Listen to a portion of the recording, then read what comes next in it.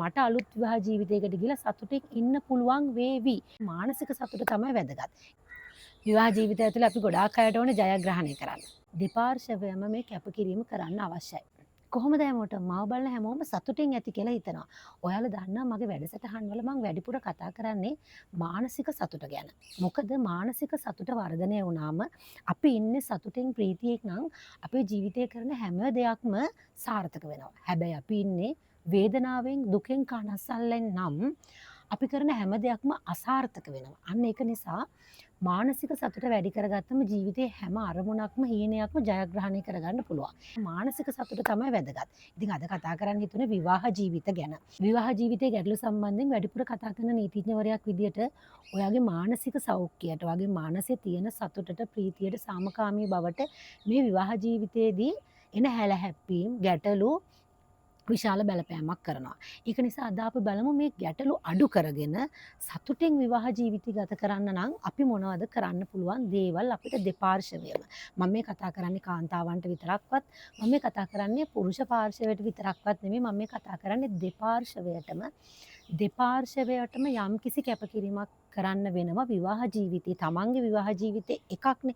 එතකොට මේ විවාහ ජීවිතේ සාර්ථකව සතුටින් අරගෙන යන්න නම් දෙපාර්ශවයම මේ කැපකිරීම කරන්න අවශ්‍යයි. විවාහ ජීවිතයේ තියෙන සතුට හා සාමකාමී බව කියන්නේ ෆිසිකල් දෙයක් නෙමෙයි. මේක මෙන්ටල් දෙයක්. ඔයා දන්නේම නැහැ ඔයා විවාහ වෙන්න කලින් විවාහයක් කියන්නේ මොන විදිහේ දෙයක්ද කියලා. ඔයාගේ මනසේ ඇඳලා තියෙනවා චිත්‍රයක්. මේ චිත්‍රය ඇඳෙන්නේ මෙන්න මේ විදිහට. ඔයා දකින විවාහ ජීවිතය ඇතුලේ තියෙන කතාව තමයි මෙන්න මේක තමයි විවාහ ජීවිතය කියලා ඔයා චිත්‍රයක් ඇඳගෙන ඉන්නවා. සමහර විට විවාහ ජීවිතේ සුන්දර එකක් වෙන්න පුළුවන්. සමහර විට විවාහ ජීවිතය කියලා ඔයා ඇඳගෙන තියෙන චිත්‍රය හරිම අසුන්දර දෙයක් වෙන්න පුළුවන්. මොකද දෙන්නෙක් එක තැනකට එනවා කියන්නේ පවුල් දෙකකින් දෙන්නෙක් එන්නේ. මේ පවුල් දෙකේ දෙන්නට තියෙන්නේ පවුල් දෙකේ දෙන්න දැකලා තියෙන්නේ වෙනස් විදිය විවාහ ජීවිත දෙකක් වෙන්න පුළුවන්. සමහර විට අම්මා තාත්තා බොහොම සතුටින් සමගියෙන් ආදරෙන් හිටපු විවාහ ජීවිතයක් දැකපු කෙනෙක් විශ්වාස කරනවා මේක තමයි විවාහ ජීවිතය කියන්නේ. සමහර විට අම්මා තාත්තා හැමදාම රණ්ඩු වෙන ගහ බැන ගන්න දෙන්නෙක්ගේ දරුවෙක් නම් දුවෙක් හෝ පුතෙක් නම් එයා විශ්වාස කරනවා මේක තමයි විවාහ ජීවිතය කියන්නේ. සමහර වෙලාවට එයාලා විවාහය ප්‍රතික්ෂේප කරනවා. මොකද මේක හරි නීරස දෙයක් නිසා. සමහර විට එයා හිතනවා මේක තමයි විවාහ ජීවිතය. නමුත් මට අලුත් විවාහ ජීවිතයකට ගිහලා සතුටින් ඉන්න පුළුවන් වේවි. නමුත් ඔහුගේ හෝ ඇයගේ යටිහිතේ විවාහය කියලා චිත්‍රයක් ඇඳගෙන තියෙනවා.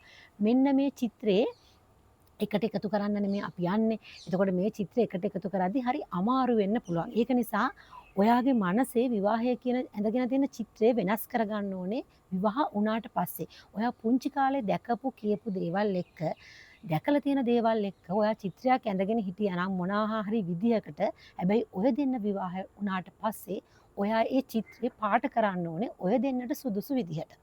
ඒ වගේම වර්තමානයේ ගොඩක් අය විවාහ ජීවිත කියලා ආදර්ශයට ගන්න සෝෂල් මීඩියා වල දකින චරිත, ප්‍රසිද්ධ චරිත. මේ අයගේ විවාහ ජීවිතේ ඇත්ත එකක්. මේක හරිම සාමකාමී බවක්. හරිම ආදරෙන් යාලා කැමරාව ඉස්සරහා ඉන්නවා. ඒක තමයි විවාහ ජීවිතය කියන්නේ. එතකොට මගේ විවාහ ජීවිතෙත් මෙන්න මේ වගේ වෙන්න ඕනේ. හැබැයි ඔයාලා මැරි කරලා ඉදිරියට යද්දි සමහර විට ඔයාගේ විවාහ ජීවිතේ එහෙම වෙන්නේ නැත්තම් ඔයා ඇඳගෙන තියෙන චිත්‍රෙත් එක්ක ඔයා මේ අනිත් පාර්ශවයත් එක්ක ගැටලු ඇති කරගන්න හදනවා. මොකද ඔයා නිතර දැක්කේ වෙනස් විදිහේ විවාහයක්. හරිම ආදරණීය සුන්දර විවාහයක්. බදාගෙන තුරුළු කරගෙන hina වෙන විවාහයක්. නමුත් ඔයාගේ ජීවිතයේ තියෙන කාර්යබහුලත්වයත් එක්ක ඔයාට එහෙම විවාහයක් නැති වෙලා තියෙනකොට ඔයා ඒක ගැටලුවක් ප්‍රශ්නාර්ථයක් ඔයාගේ ජීවිතයට එකතු කරගන්නවා. ඒක නිසා ඔයාගේ අම්මා තාත්තගෙන් නෑදෑයන්ගෙන් එහෙමත් නැත්තම් සෝෂල් මීඩියා වලින් දකින විවාහය ඔයාගේ ජීවිතයේ චිත්‍රයක් අඳගන්න එපා. ඒක ඔයාටම ආවේනික විවාහ ජීවිතයක් විදියට පටන් ගන්න. අනිත් වැදගත් කාරණාව තමයි හොඳම කෙනෙක් වෙන්න ඕනේ. මම මැරි කරන කෙනා හොඳම කෙනෙක් වෙන්න ඕනේ. එයා බොහොම හොඳ කෙනෙක් කියලා බලාපොරොත්තු ගොඩාක් හිතේ තියාගෙන ඉන්න එක. ඒ වගේම එයා සර්ව සම්පූර්ණ කෙනෙක් වෙයි. හැම පැත්තෙම මට ආදරේ දෙයි. හැම පැත්තෙම මං ගැන හොයලා බලයි. එයා මට වගේම මගේ දෙමාපියන්ටත් සලකයි. මෙන්න මේ වගේ විවාහ වෙන්න කලින් බලාපොරොත්තු ගොඩාක් ඔයා එකතු කරගන්නවා. භාර්යාවක් ගැන හෝ ස්වාමි පුරුෂයා ගැන. මේක දෙපාර්ශ්වයෙන්. එයා ගොඩාක් රසට උයන කෙනෙක් වෙන්න පුළුවන්. මොකද සෝෂල් මීඩියා වල වැඩිපුර දකින්නේ භාර්යාවන් හරි රසට උයනවා. ඉතින් එයා ගොඩාක් රසට උයන කෙනෙක් වෙන්න නැති. එයා ගොඩාක් හම්බ කරන කෙනෙක් වෙන්න නැති. මං වෙනුවෙන් ගොඩාක් කැපකිරීම යුතුයකම් කරයි. මෙන්න මේ වගේ සර්ව සම්පූර්ණ චරිත බලාපොරොත්තු වෙන්න එපා විවාහ ජීවිතයේ ඇතුලේ. විවාහ ජීවිතයේ ඇතුලේ ඔයත් ගොඩාක්ම හොඳ කෙනෙක් නොවෙන්න පුළුවන්. ඒ වගේම එයාටත් ගොඩාක්ම හොඳ කෙනෙක් වෙන්න බෑ. මෙන්න මේක තමයි විවාහ ජීවිතයේදී සාර්ථක විවාහ ජීවිතයක් ගත කරද්දී අපි තේරුම් ගන්න ඕන දේ කවුරුත් සර්ව සම්පූර්ණ නැහැ. කවුරුත් සර්ව සම්පූර්ණයෙන්ම නිවැරදි මිනිස්සු නැහැ. මිනිස්සු වෙනස් වෙනවා. මිනිස්සු වැරදි කරනවා. මිනිස්සුන්ගේ අතින් අඩුපාඩු වෙනවා, වැරදි වෙනවා. මෙන්න මේ සත්‍ය අවබෝධ කරගත්තොත් ඔයාට ඒක විවාහ ජීවිතයට හොඳ උදව්වක් වෙන්න පුළුවන්. තවත් වෙලාවකට විවාහ ජීවිතයේ තියෙන ගැටලුවක් තමයි sannivedanaye තියෙන දුර්වලතාවය. සමහරව sannivedanaya කරන්න හරි දුර්වලයි. තමන්ගේ අදහස්, සිතුම් පැතුම්, ආසාවන් කැමති දේවල් කියන්න කැමති නැහැ. ඒකට වක්‍රාකාරව මේක තේරුම් ගන්න බැරි වුණාම ගැටලු ඇති වෙනවා. ඉතින් අත්‍යවශ්‍ය දේ sannivedanaya කරන එක විවාහ ජීවිතයේ අත්‍යවශ්‍යම අංගයක්. ඒ වගේම sannivedanaya සංසුන් වෙන්න ඕනේ. වේගයෙන් නම් ආවේගයෙන් නම් sannivedanaya කරන්නේ සමහර දේවල් කතා කරද්දී කේන්තියෙන් නම් sannivedanaya කරන්නේ එතන ගැටලුවක් නිර්මාණය වෙන්න පුළුවන්. මගේ වැඩසටහන් වල මම හැමදාම මතක් කරන එකක් තමයි ස්තුතිවන්ත වීම කියන එක. හැබැයි අපි විවාහ ජීවිතයේදී ස්තුතිවන්ත වෙන්නේ නැහැ. මොකද අපි කොලේක අත්සන් කරලා තියෙන්නේ. අපි විවාහ වෙලා තියෙන්නේ. එතකොට ස්තුතිය කියන දෙයක් නැහැ. මොකද ඒක ඒගොල්ලෝ කරන්න ඕනේ. ඒගොල්ලන්ගේ රෙස්පොන්සිබිලිටි එක. උයලා දෙන එක වයිෆ්ගේ රෙස්පොන්සිබිලිටි එකක්. රැකියාවකට ගිහිල්ලා අවශ්‍ය කෑම බීම ටික අරගෙන එන එක හස්බන්ඩ්ගේ රෙස්පොන්සිබිලිටි එකක්. ලෙඩ වුණාම බලා ගන්න එක, දෙන්නට දෙන්න ලෙඩ වුණාම බලා ගන්න එක මේ දෙන්නගේ රෙස්පොන්සිබිලිටීස් කියලා තමයි හිතාගෙන ඉන්නේ. මොකද විවාහයක් අසං කරලා තියෙනවා නීත්‍යානුකූල බැඳීමක් තියෙන නිසා අපි ස්තුති කරන්න ඕනේ නැහැ. ඒක ස්තුති කරාම නිකන් අපි යටත් වෙනවා මදි පුංචිකමක් විදියට අපිට හිතෙන්න පුළුවන් නෑ. විවාහ ජීවිතයේදී ස්තුතිවන්ත වීම කියන්නේ අගය කිරීමකට. එකිනෙකාට අගය කිරීමක් නැත්නම් එතන සාමකාමී විවාහ ජීවිතයක් නැහැ. අනේ මම රසට කැම ටික උයලා දෙනවා කවදාවත් ඒ කැම ටික රසයි කියන්නේ නැහැ. අනේ මම මහන්සි වෙලා කැම ටික ගෙනල්ලා දෙනවා. දුක් විඳලා මහන්සි වෙලා හම්බ කරලා ගෙවල් දොරවල් හදලා තියෙනවා. හැබැයි ස්තුතිය කියන වචනයක් මට ලැබිලා නැහැ. දෙපාර්ශවයෙන්ම මේක හිතට දැනෙද්දි කිසිම අගය කිරීමක් නැහැ කියලා තමයි යාළට හිතෙන්නේ. අන්න ඒක නිසා මේ අගය කිරීම ස්තුතිය කියන එක කියන්නේ ස්තුතිය කියන්නම නෙමෙයි. අගය කරන්නත් අපි ස්තුතිය කියන වචනේ පාවිච්චි කරනවා. ඒක නිසා අගය කිරීමක් කරන්න පුළුවන් නම් දෙපාර්ශවයටම එතන ලස්සන සුන්දර විවාහ ජීවිතයක් තියෙනවා. විවාහ ජීවිතය ඇතුළේ අපි ගොඩාක් අයට ඕනේ ජයග්‍රහණය කරන්න. පරදින්න අපි කවුරුත් කැමති නැහැ. මම තමයි දිනන්න ඕනේ. මම තමයි මේක ජයග්‍රහණය කරන්න ඕනේ. මේ ප්‍රශ්නේ මගේ මතේ තමයි හරි. ඔහු හෝ ඇය වැරදි. මම තමයි හරි. හැමතිස්සෙම අපි කල්පනා කරන්නේ දිනන මිනිස්සෙක් වෙන්න. අපි අරගලයක යෙදිලා අපි ජයග්‍රහණය කරන පුංචි කාලේ නම් මේ විභාග රේස් එකේ ඇවිල්ලා අපිට විවාහ ජීවිතෙත් ඕනේ ජයග්‍රහණය කරන්න. මේ විවාහ ජීවිතයේදී එක්කෙනෙක් පරාජය කළා අනිත් කෙනා ජයග්‍රහණය කරන්න හදද්දී දික්කසාද වෙන්න අධිකරණයට ආවමත් ඒගොල්ලන්ට ඕනේ ජයග්‍රහණය කරන්න. ඒගොල්ලෝ දන්නේ තමන් ජයග්‍රහණය කරන්න මේ දෙපැත්තට අදින ඇදිල්ලේදී පරාජය වෙන්නේ තමන්ගේ දරුවන් කියලා. එහෙම වෙන්නේ නැති ගොඩාක් පාර්ශවයන් ඒක තේරුම් ගන්න බැරි ගොඩාක් පාර්ශවයන් මට අධිකරණයේදී හම්බ වෙලා තියෙනවා.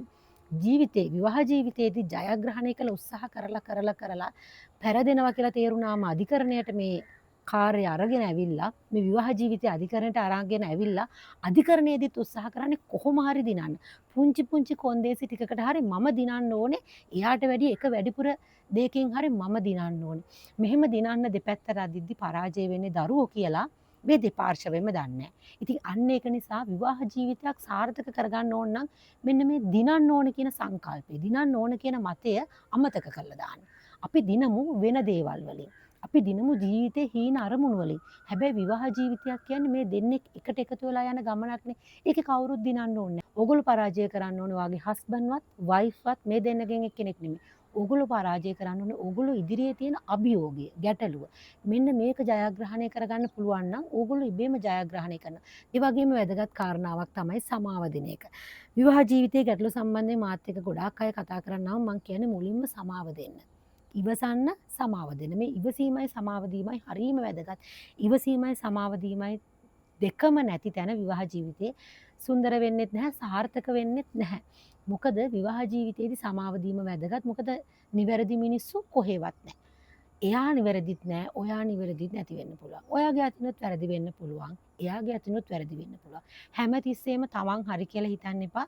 තමන් හරි කියලා හිතන කෙනා ඔක්කොටම වැඩිය වැරදි වෙන්නත් පුළුවන්. ඒක නිසා හැමතිස්සෙම වැරැද්ද විදියට හොය ඉන්න නැතුව සැක කර ඉන්න නැතුව වැරැද්දක් වෙලා තියෙනවා නම් ඒකට සමාව දෙන්න. මොනියම් හෝ වැරැද්දකට සමාව දෙන්න.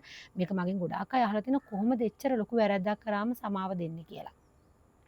නිවැරදි මිනිස්සු කවුරුත් නැහැ. ඔයා හිතනවා නම් ඔයාට මේ වැරදි කරපු මිනිස්සයව අතහැරලා ගිහිල්ලා නිවැරදිම කිසිම වැරැද්දක් කරන්නේ නැති කෙනෙක්ව හොයාගන්න පුළුවන් කියලා මම ඔයාට අවස්ථාව දෙනවා ගිහින් හොයාගෙන එන්න. හැබැයි නිවැරදීම කියලා කිසිම වැරැද්දක් කරන්නේ නැති මිනිස්සු මේ ලෝකේ ඔයාට හොයාගන්න බෑ.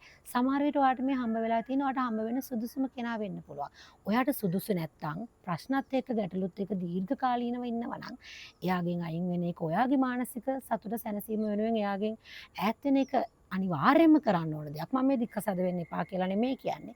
මොකද ඔයා හැමතිස්සෙම රණ්ඩු වෙනවා නම් හැමදාම ගහනවා නම් බනිනවා නම් ප්‍රශ්න තියෙනවා නම් හැමදාම වෙන සම්බන්ධතා තියෙනවා නම් ඔය දෙන්නගේ පෞල් ජීවිතය සාර්ථක වෙන එකක් නෙමෙයි. ඒක නිසා අනිවාර්යෙන් ඔයා දික්කසාදයකට යන්න ඕනේ. හැබැයි එහෙම ප්‍රශ්න නැතුව සුළු දේවල් එක්ක නම් ඔයා යන්නේ.